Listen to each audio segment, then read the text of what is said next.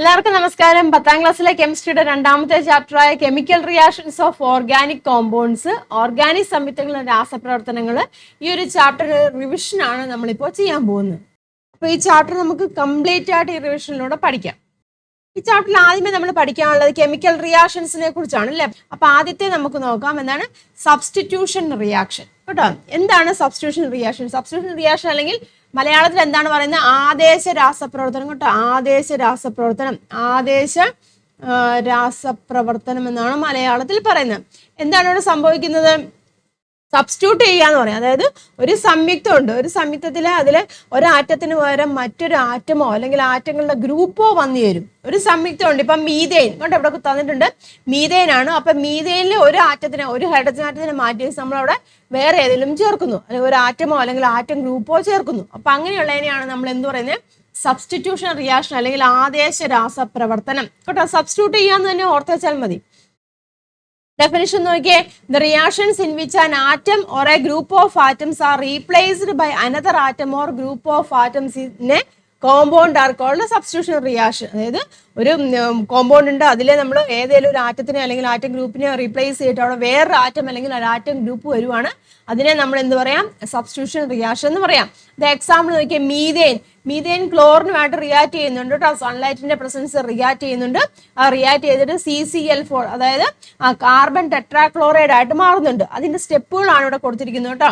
ആദ്യമേ നോക്കുക, മീഥേൻ ആണ്, മീഥേൻ ക്ലോറിനുമായിട്ട് റിയാക്ട് ചെയ്യുന്നുണ്ട്. അപ്പൊ എന്ത് സംഭവിക്കുന്നുണ്ട്? അതിൽ ഒരു ഹൈഡ്രജനെ മാറ്റിച്ച് അവിടെ ക്ലോറിനും വരും. ക്ലിയർ ആയല്ലോ? അതായത് ക്ലോറോമീഥേൻ പിന്നെ എന്താണ്? പിന്നെയും ക്ലോറിനുമായിട്ട് റിയാക്ട് ചെയ്തും സൺലൈറ്റിന്റെ പ്രസൻസിൽ. അപ്പൊ നമുക്ക് അവിടെ കിട്ടുന്ന ഡൈക്ലോറോമീഥേൻ ആണ് കിട്ടുന്നത്. ആദ്യമേ മീഥേൻ ക്ലോറിനുമായിട്ട് റിയാക്ട് ചെയ്ത് CH3Cl വരും ഇല്ലേ, CH3Cl വരുന്നുണ്ട്. അതിനുശേഷം ആ CH3Cl അതായത് ക്ലോറോമീഥേൻ പിന്നെ റിയാക്ട് ചെയ്തിട്ട് ഡൈക്ലോറോമീഥേൻ ആകുന്നുണ്ട്. പിന്നെ ആ ഡൈക്ലോറോമീഥേൻ പിന്നെയും ക്ലോറിനുമായിട്ട് റിയാക്ട് ചെയ്ത് ട്രൈക്ലോറോമീഥേൻ ആകുന്നുണ്ട്. പിന്നെ എന്താണ്? പിന്നെയും ട്രൈക്ലോറോമീഥേനെ നമ്മൾ ക്ലോറോഫോം എന്നും പറയും കേട്ടോ, ഓർത്തിരിക്കും കേട്ടോ. ട്രൈക്ലോറോമീഥേൻ അല്ലെങ്കിൽ ക്ലോറോഫോം അത് പിന്നെയും ക്ലോറിനുമായിട്ട് റിയാക്ട് ചെയ്ത് ടെട്രാക്ലോറോമീഥേൻ ആയിട്ട് മാറുകയാണ് ചെയ്യുന്നത്. അതായത് ഓരോ ഹൈഡ്രജൻ ആറ്റത്തെ അവിടെ റീപ്ലേസ് ചെയ്ത് ക്ലോറിൻ വരുന്നുണ്ട്. അപ്പം പുതിയൊരു കോമ്പൗണ്ട് അവിടെ കിട്ടുന്നുണ്ട്. അപ്പൊ ഇങ്ങനെയുള്ളതിനെയാണ് നമ്മൾ എന്ത് പറയുന്നത്? സബ്സ്റ്റിറ്റ്യൂഷൻ റിയാക്ഷൻ എന്ന് പറയുന്നത്. ഇനി നമുക്ക് അടുത്തത് നോക്കാനുള്ളത് അഡീഷൻ റിയാക്ഷൻ. കേട്ടോ, അഡീഷൻ രാസപ്രവർത്തനങ്ങൾ. അഡീഷൻ രാസപ്രവർത്തനങ്ങൾ നടക്കുന്നത് പ്രധാനമായിട്ടും ഡബിൾ ബോണ്ടോ ട്രിപ്പിൾ ബോണ്ടോ ഒക്കെ ഉണ്ടല്ലോ. അതായത് അൺസാച്ചുറേറ്റഡ് ആയിട്ടുള്ള ഓർഗാനിക് കോമ്പൗണ്ട്സ് സാച്ചുറേറ്റഡ് ആയിട്ടുള്ള കോമ്പൗണ്ട്സ് ആയിട്ട് മാറുകയാണ് ചെയ്യുന്നത് കേട്ടോ. Unsaturated organic compounds. അൺസാച്ചുറേറ്റഡ് എന്ന് പറയുമ്പോൾ എന്താണ്? ഡബിൾ ബോണ്ടോ ട്രിപ്പിൾ ബോണ്ടോ ഉള്ളത്. അത് കമ്പൈൻ വിത്ത് എ മോളിക്യൂൾ, ഒരു മോളിക്യൂളുമായിട്ട് കമ്പൈൻ ചെയ്തിട്ട് സാച്ചുറേറ്റഡ് കോമ്പൗണ്ട്സ് ആയിട്ട് മാറും. അതായത് സിംഗിൾ ബോണ്ട് ആയിട്ട് മാറുകയാണ് ചെയ്യുന്നത്. ഡബിൾ ബോണ്ട് ഉള്ളതോ അല്ലെങ്കിൽ ട്രിപ്പിൾ ബോണ്ട് ഉള്ളതോ മറ്റൊരു മോളിക്യൂളുമായിട്ട് റിയാക്ട് ചെയ്തിട്ട് അത് എന്തായിട്ട് മാറുന്നുണ്ട്? സിംഗിൾ ബോണ്ട് ഉള്ള ഒരു കോമ്പൗണ്ട് ആയിട്ട് മാറുകയാണ് ചെയ്യുന്നത്. അപ്പൊ അങ്ങനെയുള്ളതിനെ നമ്മൾ എന്ത് പറയുന്നു? അഡീഷൻ റിയാക്ഷൻ കേട്ടോ, അഡീഷൻ രാസപ്രവർത്തനം എന്ന് പറയുന്നു. ഇത് അവിടെ നോക്കിയേ, CH2 കണ്ടില്ലേ എന്ത് സംഭവിക്കുന്നുണ്ട്? ഈഥീൻ ആണല്ലേ, ഈഥീൻ ക്ലോറിനുമായിട്ട് റിയാക്ട് ചെയ്യുന്നുണ്ട്. ഈഥീൻ ക്ലോറിനുമായിട്ട് റിയാക്ട് ചെയ്തിട്ട് ഇവിടെ എന്താണ് കിട്ടിയത്? CH2 ഇവിടെ ഡബിൾ ബോണ്ടല്ലേ, അത് മാറി ഇല്ലേ, CH2 CH2Cl ആയിട്ട് മാറി സിംഗിൾ ബോണ്ട് ആയിട്ട് മാറുകയാണ് ചെയ്തത്. ക്ലിയർ ആയല്ലോ? അപ്പൊ ഇങ്ങനെയുള്ള രാസപ്രവർത്തനത്തിന് എന്ത് പറയും? Addition reaction. ഇത് സിംഗിൾ ബോണ്ടറി കേസിലാണ്. അതുപോലെ ട്രിപ്പിൾ ബോണ്ടറി കേസിലും കണ്ടില്ല, ട്രിപ്പിൾ ബോണ്ടറി കേസിലും ഒരു ഹൈഡ്രജനുമായിട്ട് ഇവിടെ റിയാക്ട് ചെയ്തു. എന്നിട്ട് അതാണ് ഒരു ഡബിൾ ബോണ്ടുള്ള കോമ്പൗണ്ട് ആയിട്ട് മാറുന്നുണ്ട്. പിന്നെ ഈ ഡബിൾ ബോണ്ടുള്ള ഈ കോമ്പൗണ്ട് ഉണ്ടല്ലോ, അത് പിന്നെ എന്താണ്? ഒരു മോളിക്യൂളായിട്ട് റിയാക്ട് ചെയ്ത് സിംഗിൾ ബോണ്ട് ആയിട്ടുള്ള ഒരു കോമ്പൗണ്ട് ആയിട്ട് മാറും. ക്ലിയർ ആയല്ലോ? അപ്പം ഓർത്തിരിക്കുക, അൺസാച്ചുറേറ്റഡ് ആയിട്ടുള്ള ഓർഗാനിക് കോമ്പൗണ്ട്സ് മോളിക്യൂൾസുമായിട്ട് റിയാക്ട് ചെയ്ത് സാച്ചുറേറ്റഡ് കോമ്പൗണ്ട്സ് ആയിട്ട് മാറുന്നു. നിബന്ധനമോ ത്രിബന്ധനമോ ഉള്ള അപൂരിത ഓർഗാനിക് സംയുക്തങ്ങൾ ചില തന്മാത്രകളുമായിട്ട് ചേർന്ന് പൂരിത സംയുക്തങ്ങളായിട്ട് മാറുന്നവയാണ് എന്ത് പറയുന്നത്? അഡീഷൻ രാസപ്രവർത്തനം എന്ന് പറയുന്നത്. മനസ്സിലായല്ലോ? എക്സാമ്പിൾസ് ഒക്കെ ഇവിടെ കൊടുത്തിട്ടുണ്ട്, കൃത്യമായിട്ട് മനസ്സിലാക്കുക കേട്ടോ. ഒരു എക്സാമ്പിൾ പറയുവാണെന്നുണ്ടെങ്കിൽ ഇതാ നോക്കിയേ, CH3 CH double bond CH3 HBr കേട്ടോ. ഇതാണ്, അതായത് ഇവിടെ ഒരു ഡബിൾ ബോണ്ട് ഉള്ള കോമ്പൗണ്ട് ആണ്. അത് ഒരു HBr എന്ന് പറഞ്ഞ കോമ്പൗണ്ടുമായിട്ട് റിയാക്ട് ചെയ്യുന്നുണ്ട്, ഒരു മോളിക്യൂളുമായിട്ട് റിയാക്ട് ചെയ്യുന്നുണ്ട്. അപ്പൊ അവിടെ എന്താണ് സംഭവിക്കുന്നത്? ഈ ഡബിൾ ബോണ്ട് ഇവിടെ മാറും ഇല്ല, ഡബിൾ ബോണ്ട് ഇവിടെ മാറിയിട്ട് അവിടെ സിംഗിൾ ബോണ്ട് ആയിട്ട് മാറും. അപ്പൊ എന്താണ് ഇവിടെ കിട്ടുന്നത്? നോക്കിയാൽ CH3 ഇവിടെ എന്താണ് ഇവിടുത്തെ ഡബിൾ ബോണ്ട് മാറും. അപ്പൊ എന്തായിട്ട് മാറും? CH2 പിന്നെന്തായിട്ട് മാറും? ഇവിടെ CH2 ഈ ഹൈഡ്രജൻ ഇങ്ങോട്ട് വരും, അപ്പൊ CH2 ആയി. പിന്നെ ഈ ഇതിന്റെ കൂട്ടത്തില് ബ്രോമിൻ ഇങ്ങോട്ട് വരും, അപ്പൊ CH(Br) then CH3. അപ്പൊ ഇതാണ് അവിടെ കിട്ടുന്ന പുതിയൊരു കോമ്പൗണ്ട് എന്ന് പറയുന്നത്. അതായത് ഇതിന്റെ പേരെന്താണ്? 2-ബ്രോമോ ബ്യൂട്ടേൻ എന്ന് പറയില്ലേ, രണ്ടാമത്തേതിലാണ്. 1 2 നമ്മൾ പേര് കൊടുക്കുന്നത് എങ്ങനെയാ അറിയാമല്ലോ. അപ്പൊ 2-ബ്രോമോ അല്ലേ, 2-ബ്രോമോ 4 കാർബൺ ആറ്റം ഉണ്ട്, ബ്യൂട്ടൈൻ ആണ് ഇവിടെ കിട്ടുന്നത്. That is a addition reaction. ഇനി അടുത്ത പഠിക്കാനുള്ള പോളിമറൈസേഷനെ കുറിച്ചാണ്. പോളിമറൈസേഷൻ എന്ന് പറഞ്ഞാൽ ഒരുപാട് ചെറിയ ചെറിയ തന്മാത്രകൾ കൂടിച്ചേർന്ന് വലിയ തന്മാത്രകൾ ഉണ്ടാകുന്ന ഒരു പ്രവർത്തനത്തിനെയാണ് നമ്മൾ എന്ത് പറയുന്നത്? പോളിമറൈസേഷൻ എന്ന് പറയുന്നത് കേട്ടോ. It's a process by which simple molecules നമ്മളൊരു പേര് പറയുന്നതാണ് മോണോമർ എന്ന് പറയും. അങ്ങനെ simple molecules join together to form a large complex molecules. Simple molecules combine ചെയ്തിട്ട് ലാർജ് കോംപ്ലക്സ് ആയിട്ടുള്ള മോളിക്യൂൾസ് ഉണ്ടാവും. അങ്ങനെ ഉണ്ടാകുന്ന ലാർജ് കോംപ്ലക്സ് ആയിട്ടുള്ള മോളിക്യൂൾസ് നമ്മൾ പോളിമേഴ്സ് എന്ന് പറഞ്ഞത്. സിമ്പിൾ മോളിക്യൂൾസിനെ നമ്മൾ മോണോമേഴ്സ് എന്ന് പറയും. ആ ഒരു പ്രോസസ്സിനെ പറയുന്ന പേരാണ് പോളിമറൈസേഷൻ. മനസ്സിലായല്ലോ? 2 തരത്തിലുള്ള പോളിമേഴ്സ് ഉണ്ട്, അതായത് അഡീഷൻ പോളിമറും അതുപോലെ തന്നെ കണ്ടൻസേഷൻ പോളിമേഴ്സും. അപ്പം എന്താണ് ആദ്യമേ നോക്കാം, അഡീഷൻ പോളിമർ നോക്കാം. അഡീഷൻ പോളിമർ എന്ന് വെച്ചാൽ റിപ്പീറ്റഡ് അഡീഷൻ ആണ് കേട്ടോ. അതായത് മോണോമർ ഉണ്ടല്ലോ, ഈ മോണോമർ ഇങ്ങനെ റിപ്പീറ്റ് ആയിട്ട് അഡീഷൻ പ്രോസസ് നടത്തിക്കൊണ്ടിരിക്കുകയാണ് ചെയ്യുന്നത്. അതായത് മോണോമറുകളുടെ ആവർത്തിച്ചുള്ള അഡീഷൻ പ്രവർത്തനം. അതായത് മോണോമർ ഉണ്ടല്ലോ, സിമ്പിൾ മോളിക്യൂൾസ്, അതിങ്ങനെ ആഡ് ചെയ്ത് റിപ്പീറ്റഡ് ആയിട്ടുള്ള ഇതാണ് അഡീഷൻ പ്രവർത്തനം വഴിയാണ് ഇങ്ങനെയുള്ള അഡീഷൻ പോളിമേഴ്സ് ഉണ്ടാവുന്നത്.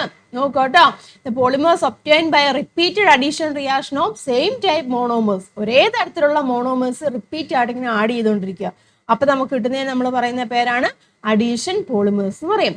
എക്സാമ്പിൾ ഇവിടെ നോക്കിയേ, ഈഥീൻ കണ്ടോ, CH2 ഈഥീൻ ആണ് കേട്ടോ, ഡബിൾ ബോണ്ട് ആണ്. ആ ഈഥീൻ തന്നെ ഒരുപാടാണ്, n number of ethene combine ചെയ്തിട്ട് നമുക്കിവിടെ കിട്ടും പോളി ഈഥീൻ എന്ന് കിട്ടും. ഈഥീൻ ആണ്, അപ്പൊ കൂടുതൽ നമ്പർ ഉള്ളതിനെ നമ്മൾ പോളി വെച്ചാണ് പറയുന്നത് പോളി ഈഥീൻ. അത് എഴുതുന്നത് ഇങ്ങനെയാണ് കേട്ടോ, ഈഥീൻ ആണ്, CH2 ഡബിൾ ബോണ്ട് CH2 ആണ്. അതെന്തായിട്ട് മാറും? സിംഗിൾ ബോണ്ട് ആയിട്ട് മാറും. എന്നിട്ട് സ്ക്വയർ ബ്രാക്കറ്റ് ഇട്ട് ഒരു എന്നും കൂടി ഇടുക കേട്ടോ. അപ്പൊ എന്തായിട്ട് മാറും? പോളി ഈഥീൻ ആയിട്ട് മാറും. CH2 single bond. പിന്നെന്താണ്? ഇവിടെ ഒരു സ്ക്വയർ ബ്രാക്കറ്റ് ഉണ്ട് കേട്ടോ, സ്ക്വയർ ബ്രാക്കറ്റ് ഉണ്ട്, പിന്നെ എന്നും ഇടുക. അപ്പൊ എന്തായിട്ട് മാറി? പോളി ഈഥീൻ ആയിട്ട് മാറി. മനസ്സിലാവുന്നല്ലോ? അപ്പൊ അതുപോലെ തന്നെ മറ്റൊരു എക്സാമ്പിൾ ആണ് PVC, അതായത് പോളി വിനൈൽ ക്ലോറൈഡ് കേട്ടോ. അതും എക്സാമ്പിൾ ആണ് poly vinyl chloride. Poly vinyl chloride എന്ന് ഉണ്ടാവുന്നത് എങ്ങനെയാണെന്നറിയാം? വിനൈൽ ക്ലോറൈഡ് ഉണ്ട് കേട്ടോ. വിനൈൽ ക്ലോറൈഡ് എന്ന് പറയുമ്പോൾ നോക്കുക, ഇങ്ങനെയാണ് CH2 ഡബിൾ ബോണ്ട് CHCl, ഇതാണ് വിനൈൽ ക്ലോറൈഡ്. അപ്പൊ n number of vinyl chloride, CH2 double bond CHCl ആണ് വിനൈൽ ക്ലോറൈഡ് എന്ന് പറയുന്നത്. n number of vinyl chloride combine ചെയ്തിട്ട് എന്തായിട്ട് മാറുന്നുണ്ട്? Poly vinyl chloride. Poly vinyl chloride CH2 CHCl. Poly എന്ന് പറയുമ്പോൾ ഇങ്ങനെ സ്ക്വയർ ബ്രാക്കറ്റ് ഇടുക, ഇവിടെ ഒരു കേട്ടോ ഇടുക, ദെൻ n. അപ്പൊ ഇതെന്താണ്? പോളി വിനൈൽ ക്ലോറൈഡ് ആണ്. പോളി വിനൈൽ ക്ലോറൈഡ് അല്ലെങ്കിൽ PVC. മനസ്സിലാവുന്നുണ്ടല്ലോ? PVC. അതുപോലെ തന്നെയാണ് നമ്മുടെ പാത്രങ്ങളൊക്കെ ഉണ്ടല്ലോ, നോൺ സ്റ്റിക് കുക്ക് വെയർസ് ഒക്കെ ഉണ്ടല്ലോ. അപ്പൊ അതിന്റെ ഇന്നർ സർഫസിൽ ഒരു കോട്ടിംഗ് ഉണ്ട്, അതാണ് ടെഫ്ലോൺ എന്ന് പറയുന്നത്. അത് പോളി ടെട്രാ ഫ്ലൂറോ ഈഥേൻ എന്നാണ് പറഞ്ഞിരിക്കുന്നത് കേട്ടോ. അതാണ് ടെഫ്ലോൺ. അതും ഈ പ്രോസസ്സ് വഴിയാണ് ഉണ്ടാകുന്നത്.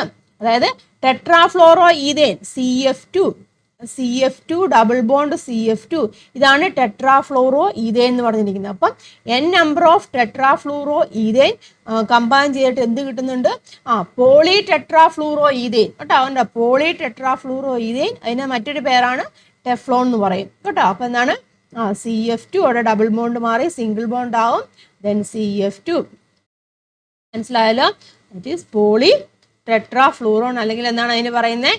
ടെഫ്ലോൺ കേട്ടോ. ഇതൊക്കെ എന്താണ്? അഡീഷൻ പോളിമേഴ്സ് ആണ്. അപ്പൊ PVC, ടെഫ്ലോൺ ഇതൊക്കെ എന്താണ്? അഡീഷൻ പോളിമേഴ്സ് ആണ്. ക്ലിയർ ആയല്ലോ? ഈ പോളിതീനെ നമ്മൾ പോളിത്തീൻ എന്നും പറയാറുണ്ട് കേട്ടോ. അപ്പൊ പോളിത്തീന്, PVC, അതുപോലെ ടെഫ്ലോൺ ഒക്കെ എന്താണ്? അഡീഷൻ പോളിമേഴ്സ് ആണ്. അങ്ങനെയാണെങ്കിൽ അതുകൊണ്ട് ഇവിടെ ഒരു ടേബിൾ കൊടുത്തിട്ടുണ്ട്. ഈ ടേബിൾ ഒന്ന് കംപ്ലീറ്റ് ചെയ്ത് മോണോമർ ആണ് ഒരു കോളത്തിലുള്ളത്. പിന്നെ structure of monomer, name of polymer ഉണ്ട്, സ്ട്രക്ചർ ഓഫ് പോളിമർ ഉണ്ട്. അപ്പൊ ആദ്യത്തെ മോണോമർ ഏതാണ്? ഈഥീൻ ആണ് അല്ലേ. ഈഥീന്റെ സ്ട്രക്ചർ എങ്ങനെയാണ് വരുന്നത്?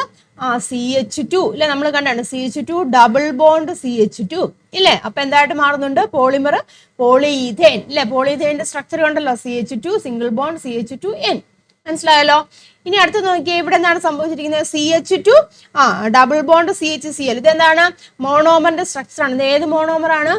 വിനൈൽ ക്ലോറൈഡ് ആണ് അല്ലെ. വിനൈൽ ക്ലോറൈഡ് അല്ലെ, വിനൈൽ ക്ലോറൈഡ് ആണിത്, വിനൈൽ ക്ലോറൈഡ്. ദെൻ അപ്പൊ എന്താണ് അതിന്റെ സ്ട്രക്ചർ കണ്ടു. അപ്പൊ എന്തായിട്ട് മാറുന്നുണ്ട്? പോളി വിനൈൽ ക്ലോറൈഡ് അല്ലേ. അപ്പൊ നമുക്ക് എങ്ങനെ എഴുതാം? Poly vinyl chloride. ഇതൊക്കെ ചോദിക്കാം അങ്ങോട്ട്, ഇങ്ങനെ കോളൊക്കെ വെച്ച് ചോദിക്കാം. Poly vinyl chloride. ദെൻ അതിന്റെ സ്ട്രക്ചർ എങ്ങനെയായിട്ടാണ് വരുന്നത്? സ്ട്രക്ചർ ഏത് രീതിയിൽ വരും? CH2 സിംഗിൾ ബോണ്ട് CH, ഇവിടെ Cl വരും. ദെൻ ഇവിടെ ഇതിടുക, ദെൻ N ഇടുക. അപ്പൊ ഇതാണ് സ്ട്രക്ചർ എന്ന് പറഞ്ഞിരിക്കുന്നത്. ഇനി ടെട്രാഫ്ലൂറോ ഈഥേൻ. ടെട്രാഫ്ലൂറോ ഈഥേൻ എന്ന് പറയുമ്പോൾ ഏതാണ്? എങ്ങനെയാണ് വരുന്നത് സ്ട്രക്ചർ എന്ന് പറഞ്ഞിരിക്കുന്നത്? CF2 അല്ലെ. CF2 ഡബിൾ ബോണ്ട് CF2 ഇല്ലേ. ദെൻ ഇവിടെ എന്താണ് ഉണ്ടാകുന്നത്? മോണോമർ ഏതാണ്? ടെഫ്ലോൺ ആണ് അല്ലെ. ടെഫ്ലോൺ അല്ലെങ്കിൽ പോളി ടെട്രാഫ്ലൂറോ ഈഥേൻ എന്ന് പറയും കേട്ടോ. ടെഫ്ലോൺ ആണ് അതിന്റെ സ്ട്രക്ചർ. മനസ്സിലായല്ലോ. അപ്പൊ ഇതുപോലെയുള്ള കാര്യങ്ങളൊക്കെ പഠിക്കുക കേട്ടോ. ഇനി കുറച്ച് മോണോമറും അതിന്റെ പോളിമറും അതിന്റെ യൂസസുകളൊക്കെ തന്നിട്ടുണ്ട് കേട്ടോ. വിനൈൽ ക്ലോറൈഡ് നമ്മൾ പറഞ്ഞതാണ്, അത് പോളിമർ എന്ന് പറഞ്ഞാൽ PVC ആണ്. ദെൻ അതിന്റെ യൂസസ് എന്നാണ്? PVC നമുക്കറിയാം, manufacture of pipe, plastic furniture, coating of electric conductors, ഇതിലൊക്കെ നമ്മൾ ഉപയോഗിക്കുന്നുണ്ട്. ഈഥീൻ നമ്മൾ കണ്ടാണ്, പോളി ഈഥീൻ ആണ് അതിന്റെ പോളിമർ എന്ന് പറഞ്ഞിരിക്കുന്നത്. ക്യാരി ബാഗ് ഉണ്ടോ? ക്യാരി ബാഗ്, ടാർപോളിനൊക്കെ ഉണ്ടാക്കുന്നത് എന്താണ്? പോളിത്തീൻ ഇല്ലേ. പോളിഈഥീൻ അല്ലെങ്കിൽ പോളിത്തീൻ എന്ന് പറയാറുണ്ട് കേട്ടോ. അതൊക്കെ എന്താണ്? പോളിത്തീൻ ആണ്. അടുത്താണ് അക്രിലോനൈട്രൈൽ എന്ന് പറയും കേട്ടോ. അക്രിലോനൈട്രൈൽ ആണ്. അതിന് നമ്മൾ വിനൈൽ സയനൈഡ് എന്നാണ് പറയേണ്ടത്. Vinyl cyanide. ഓർലോൺ ആണ് അതിന്റെ പോളിമർ. സിന്തറ്റിക് ഫൈബേഴ്സ് ഒക്കെ ഉണ്ടല്ലോ, സിന്തറ്റിക് ഫൈബേഴ്സ്, അതായത് കൃത്രിമ നാരുകളുടെ ഒക്കെ നിർമ്മാണത്തിന് വേണ്ടിയാണ് അക്രിലോനൈട്രൈൽ ഉപയോഗിക്കുന്നത്. അതായത് ഓർലോൺ. അതിന്റെ പോളിമർ ഏതാണ്? ഓർലോൺ ആണ്. വിനൈൽ സയനൈഡിന്റെ പോളിമർ എന്ന് പറഞ്ഞിരിക്കുന്നത് ഓർലോൺ ആണ്. ഇനി അടുത്താണ് ഐസോപ്രീൻ കേട്ടോ. ഐസോപ്രീൻ എന്ന് പറയും, അത് നാച്ചുറൽ റബ്ബർ ആണ് കേട്ടോ അതിന്റെ പോളിമർ. ഐസോപ്രീൻ എന്ന് പറഞ്ഞാൽ മോണോമർ ആണ്. അങ്ങനെ കുറെ നമ്പർ ഓഫ് ഐസോപ്രീൻ കമ്പൈൻ ചെയ്യുമ്പോൾ നമുക്ക് പോളിമർ കിട്ടും. അതായത് നമ്മുടെ നാച്ചുറൽ റബ്ബർ ആണ് കേട്ടോ. മാനുഫാക്ചർ ഓഫ് ടയേഴ്സ് ഒക്കെ നിർമ്മിക്കാൻ ഉപയോഗിക്കുന്നു. ഇനി അടുത്ത് ടെട്രാഫ്ലൂറോ ഈഥേൻ നമ്മൾ കണ്ടു ഇല്ലേ. ടെട്രാഫ്ലൂറോ ഈഥേൻ ആണ് അതിന്റെ പോളിമർ എന്ന് പറഞ്ഞാൽ ടെഫ്ലോൺ ആണ്. Coating of inner surface of non stick cookwares. Clear ആയല്ലോ. അപ്പൊ അത് പഠിക്കുക കേട്ടോ. മോണോമറും പോളിമറും അതിന്റെ യൂസസും കാര്യങ്ങളൊക്കെ പഠിക്കുക. ഇനി അടുത്ത പോളിമർ ആണ് കണ്ടൻസേഷൻ പോളിമേഴ്സ്.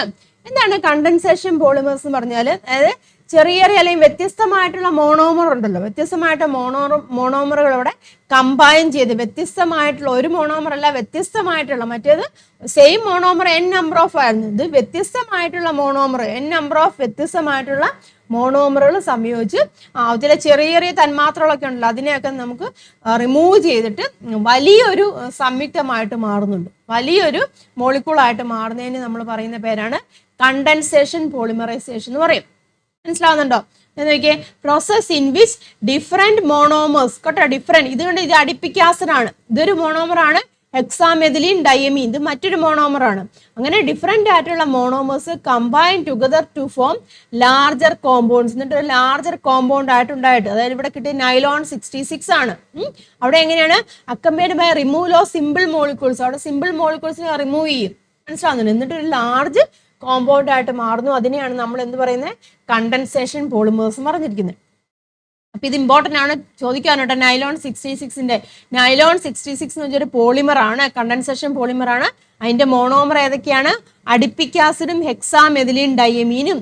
അഡിപ്പിക് ആസിഡ് കേട്ടോ, ഇക്വേഷൻ നോക്കിയാൽ സ്ട്രക്ചർ നോക്കിയാൽ അഡിപ്പിക് ആസിഡും അതുപോലെ തന്നെ ഹെക്സാമെഥിലീൻ ഡയമീനും കമ്പൈൻ ചെയ്യും. അതിലെ സിമ്പിൾ കോമ്പൗണ്ട്സുകളെല്ലാം മാറിയിട്ട് നമുക്ക് എന്ത് കിട്ടും? നൈലോൺ 66 ആണ് നമുക്കിവിടെ കിട്ടുന്നത്. മിക്കപ്പോഴും ചോദിക്കുന്നതാണ് നൈലോൺ 66ന്റെ മോണോമേഴ്സ് ഏതൊക്കെയാണെന്ന് ചോദിക്കാം. ഏതൊക്കെയാണ്? അഡിപ്പിക് ആസിഡും ഹെക്സാമെഥിലീൻ ഡയമീനും. മനസ്സിലായല്ലോ. അപ്പൊ ഈ കണ്ടൻസേഷൻ പോളിമേഴ്സിന്റെ കേസിലെ മോണോമറും അതിന്റെ പോളിമറും അതിന്റെ യൂസസുകളൊക്കെ കൊടുത്തിട്ടുണ്ട്, അതും പഠിക്കേണ്ടതാണ് കേട്ടോ. ഇപ്പൊ നൈലോൺ 66 എന്ന് പറഞ്ഞ പോളിമർ ആണ്. അതിന്റെ മോണോമർ ഏതൊക്കെയാണ്? അഡിപ്പിക് ആസിഡും ഹെക്സാമെഥിലിൻ ഡയമീനും. ഈ നൈലോൺ 66 എന്തിനൊക്കെ ഉപയോഗിക്കുന്നുണ്ട്? ഫാബ്രിക്സ്, കോംസ് കേട്ടോ, ബ്രഷിന്റെ ബ്രിസിൽസ് ഒക്കെ ഉണ്ടല്ലോ, തുണികള്, അതുപോലെ തന്നെ ചീപ്പ്, ബ്രഷിന്റെ ബ്രിസിൽസ്, അതൊക്കെ എന്താണ്, നാരൊക്കെ ഉണ്ടാക്കാൻ വേണ്ടി ഉപയോഗിക്കുന്നതാണ് നൈലോൺ 66. ഇനി അടുത്താണ് ബേക്കലൈറ്റ്. ബേക്കലൈറ്റ് എന്ന് പറഞ്ഞാൽ ഫീനോൾ ഫോർമാൽഡിഹൈഡ് റിസൈൻ എന്ന് പറയും കേട്ടോ. ഫീനോൾ ഫോർമാൽഡിഹൈഡ് റിസൈൻ, അത് അറിയപ്പെടുന്ന ബേക്കലൈറ്റ് എന്നാണ് കേട്ടോ. ബേക്കലൈറ്റിലുള്ള മോണോമർ ഏതൊക്കെയാണ്? ഫീനോളും ഫോർമാൽഡിഹൈഡും. ഫീനോൾ ഫോർമാൽഡിഹൈഡ് റിസൈൻ എന്നല്ല, അപ്പൊ അതിലുള്ള മോണോമർ ഏതൊക്കെയാണ്? ഫീനോളും ഫോർമാൽഡിഹൈഡുമാണ്. എന്തിനുവേണ്ടി ഉപയോഗിക്കുന്നുണ്ട്? സ്വിച്ചസ് ഒക്കെ ഉണ്ടല്ലോ, നമ്മുടെ ഇലക്ട്രിക് സ്വിച്ചസ്, പ്ലഗ്സ്, അതുപോലെ തന്നെ കുക്കറിന്റെ ഒക്കെ ഹാൻഡിലൊക്കെ ഉണ്ടാക്കാൻ ഉപയോഗിക്കുന്ന ഏതാണ്? ഈ ബേക്കലൈറ്റ് ആണ്. അതായത് ഫീനോൾ ഫോർമാൽഡിഹൈഡ്. അതിലെ മോണോമർ ഏതൊക്കെയാണ്? ഫീനോളും ഫോർമാൽഡിഹൈഡും. ഇനി അടുത്തൊരു പോളിമർ ആണ് പോളി എഥിലീൻ ടെറിത്താലേറ്റ് എന്ന് പറയും കേട്ടോ. പോളി എഥിലീൻ ടെറിത്താലേറ്റ്, അതിലെ മോണോമർ ഏതൊക്കെയാണ്?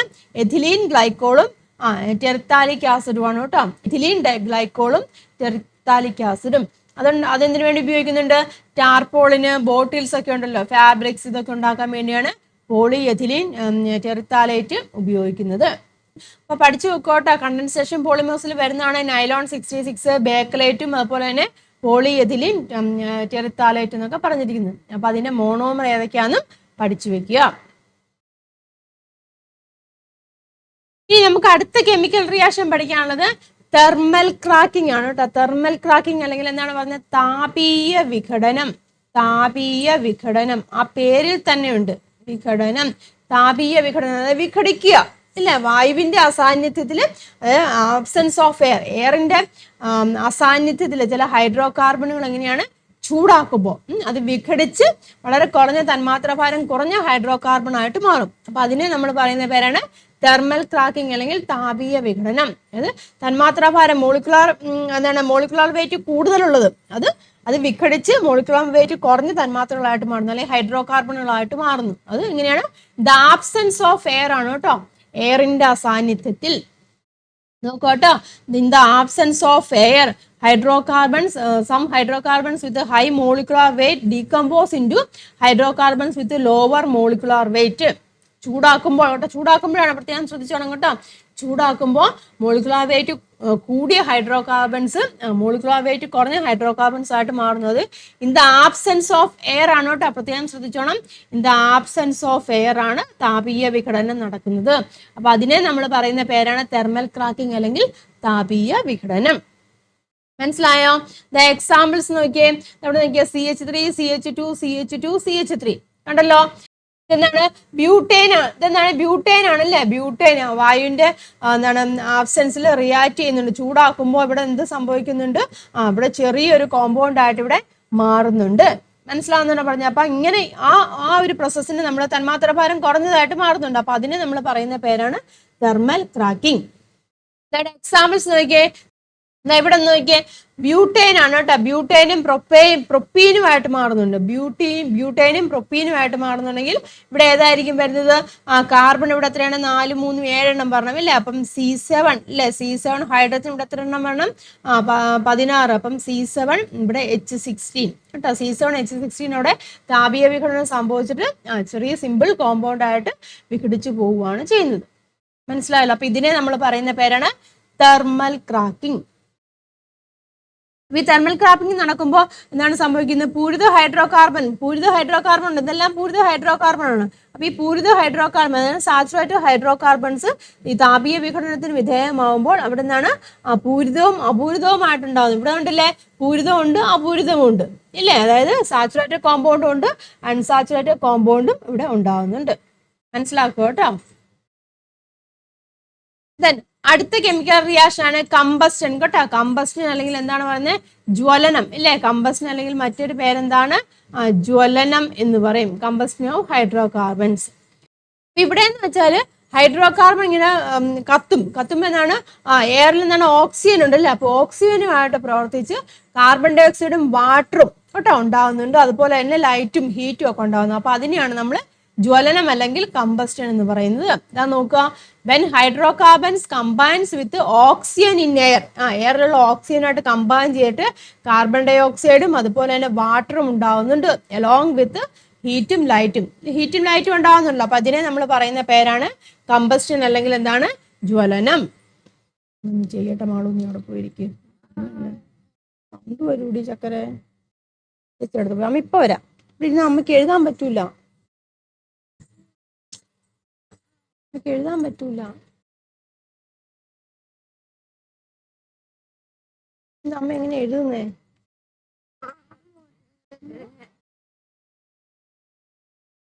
ചായ എടുത്തരാ, അവിടെ പോയി കിടന്നു. എടുത്തേട്ടെ, വെള്ളം കുടിച്ചോ, മിണ്ടല്. ഇപ്പൊ മനസ്സിലായല്ലോ. അപ്പൊ ഇതിനെയാണ് നമ്മൾ എന്ത് പറയുന്നത്, കമ്പസ്റ്റൻ എന്ന് പറയുന്നത്. അപ്പൊ ഓർത്തിരിക്കുക, ഓക്സിജൻ കേട്ടോ, എയറിലുള്ള ഓക്സിജനുമായിട്ട് റിയാക്ട് ചെയ്യുന്നത്. മീഥേൻ കണ്ടോ, ഓക്സിജനുമായിട്ട് റിയാക്ട് ചെയ്ത് കാർബൺ ഡൈ ഓക്സൈഡും വാട്ടറും ഉണ്ടാകുന്നുണ്ട്, അതിന്റെ കൂടത്തിൽ ഹീറ്റും ലൈറ്റും ഉണ്ടാകുന്നുണ്ട്. ക്ലിയർ ആയല്ലോ. അപ്പൊ ഇതിനെ നമ്മൾ പറയുന്ന പേരാണ് കമ്പസ്റ്റൻ. അപ്പോൾ C4H10 ഉണ്ടല്ലോ, C4H10 ഉണ്ട്, അതെങ്ങനെയാണ് ഓക്സിജനായിട്ട് റിയാക്ട് ചെയ്ത് കാർബൺ ഡൈ ഓക്സൈഡും വാട്ടറുമായിട്ട് മാറുന്നുണ്ട്. അല്ല ബ്യൂട്ടൈൻ കേട്ടോ, ബ്യൂട്ടൈൻ വായുവിൽ കത്തുമ്പോൾ കാർബൺ ഡൈ ഓക്സൈഡും വാട്ടറുമായിട്ടും മാറുന്നുണ്ട്, അതിൻ്റെ കൂടത്തിൽ ഹീറ്റും ലൈറ്റും ഉണ്ടാകുന്നുണ്ട്. അപ്പൊ ഇതിനെ നമ്മൾ പറയുന്ന പേരാണ് കമ്പസ്റ്റൻ. അപ്പൊ ക്ലിയർ ആയല്ലോ.